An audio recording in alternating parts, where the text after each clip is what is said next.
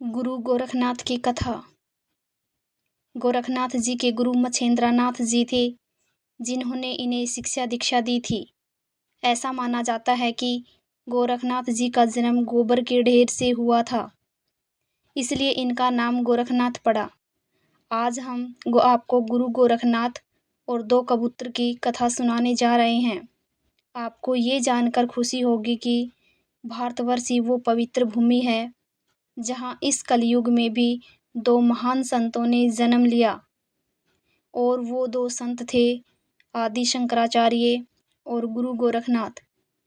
ऐसा माना जाता है कि इन दोनों के चलते ही धर्म और संस्कृति का पुनरुत्थान हुआ है, और इसके अलावा ये भी माना जाता है कि गुरु गोरखनाथ ने ही नाथ संप्रदाय को संगठित करने का काम किया था। इसी चलते गोरख जी महाराज को नाथ संप्रदाय का जन्मदाता भी कहा जाता है।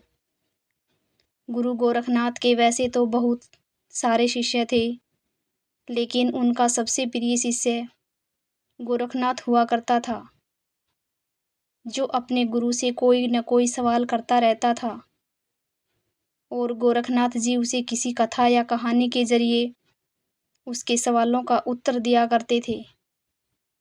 चलिए जानते हैं इन दोनों से जुड़ी दो कबूतरों की कथा के बारे में। कथा के अनुसार एक बार गुरु गोरखनाथ अपने शिष्यों के साथ एक जंगल से होकर गुजर रहे थे। उस दिन कड़ी धूप की वजह से गर्मी भी ज़्यादा थी, जिस वजह से कुछ दूर चलने के बाद गुरु गोरखनाथ जी ने अपने शिष्यों से कहा कि आओ इस पेड़ के नीचे बैठकर कुछ देर आराम कर लेते हैं, फिर आगे की यात्रा शुरू करेंगे। गुरु का आदेश पाते ही सभी शिष्य उसी पेड़ के नीचे आराम करने लगे। अभी आराम किए कुछ ही देर हुआ था कि उनके सबसे प्रिय शिष्य ओगरनाथ ने उनसे कहा कि गुरुदेव, हम सभी को दो कबूतरों की कथा सुनाइए, जिसमें प्रेम के चलते पूरा परिवार नष्ट हो गया था। तब गुरु गोरखनाथ जी ने कहा, ओगरनाथ, अगर तुम्हारी यही इच्छा है तो चलो मैं सुनाता हूँ। फिर गोरखनाथ जी ने कथा कहना शुरू किया। पौराणिक समय में एक जंगल में एक पेड़ पर दो बहुत ही सुंदर कबूतर और कबूतरी घोंसला बनाकर रहा करते थे। दोनों एक दूसरे से काफ़ी प्रेम किया करते थे। उस कबूतर और कबूतरी में इतना प्रेम था कि एक दूसरे की इच्छा पूर्ति के लिए वो दोनों कोई भी कष्ट उठाने से नहीं डरते थे। इसी तरह समय के साथ साथ दोनों में प्यार बढ़ता गया, और फिर शुभ समय आने पर कबूतरी ने दो अंडे दिए। उसके बाद अंडों की वो दोनों ही बड़े प्यार से देखभाल करने लगे, और फिर कुछ दिन बाद उन अंडों से दो बड़े ही प्यारे बच्चे निकले। ये देखकर कबूतर और कबूतरी का चेहरा खिल उठा। उन दोनों को ऐसा लग रहा था कि मानो दुनिया की सबसे बड़ी खुशी उन्हें मिल गई हो। लेकिन कुछ दिन ही बाद उनकी इन खुशियों को ग्रहण लग गया।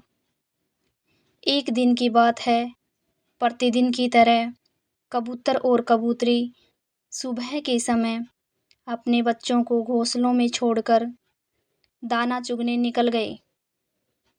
उस दिन दोपहर के समय जंगल में एक शिकारी आ गया। वो सुबह से ही शिकार की तलाश में था, लेकिन अभी उसे कुछ भी हाथ नहीं लगा था।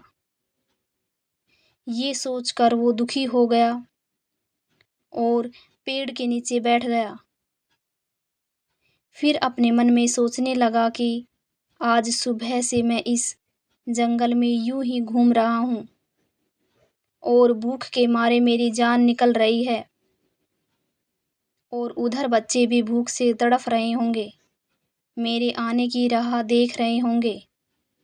इस तरह कुछ और समय बीत गया और अब शाम होने वाली थी कि तभी उसकी नज़र उस घोंसले पर गई जहाँ कबूतर के दोनों बच्चे बैठे हुए थे। ये देखकर शिकारी की आंखों में एक चमक सी आ गई और उसने मन ही मन में बोला कि देर आए पर दुरुस्त आए, आज तो मज़ा ही आ जाएगा। इन्हें बेचकर बाजार में खूब धन प्राप्त करूँगा, जिससे मेरे परिवार के लिए कई दिनों के भोजन का इंतज़ाम भी हो जाएगा।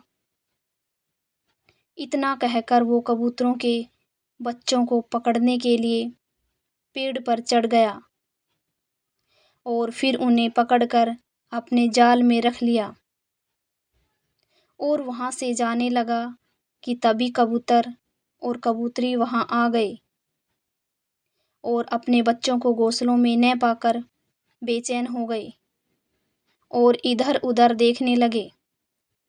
तभी कबूतरी की नज़र शिकारी के जाल पर गई और देखते ही समझ गई कि इसी शिकारी ने मेरे बच्चों को पकड़ लिया है।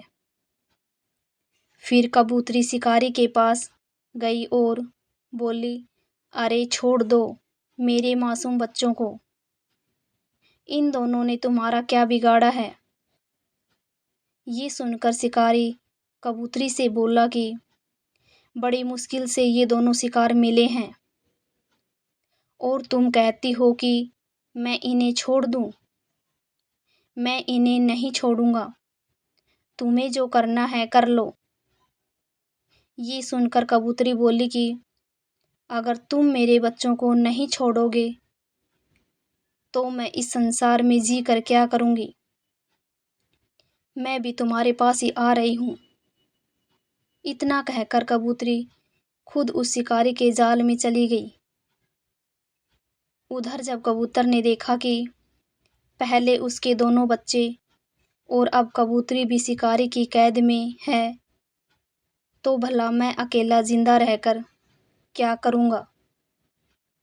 यही सोचकर उसने भी शिकारी से कहा कि रुको, मैं भी तुम्हारे पास आ रहा हूँ। इस तरह जहाँ एक तरफ पूरे परिवार ने आपसी प्रेम के चलते मृत्यु को गले लगा लिया, वहीं शिकारी ने उन चारों कबूतरों को बाजार में बेचकर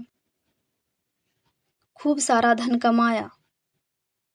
अर्थ कथा के इस माध्यम से गुरु गोरखनाथ ने हमें ये समझाने की कोशिश की है कि इस मृत्युलोक में हर प्राणी को उतना ही मिलता है जितना उसके भाग्य में लिखा होता है और प्रेम से बड़ा कोई धन नहीं है।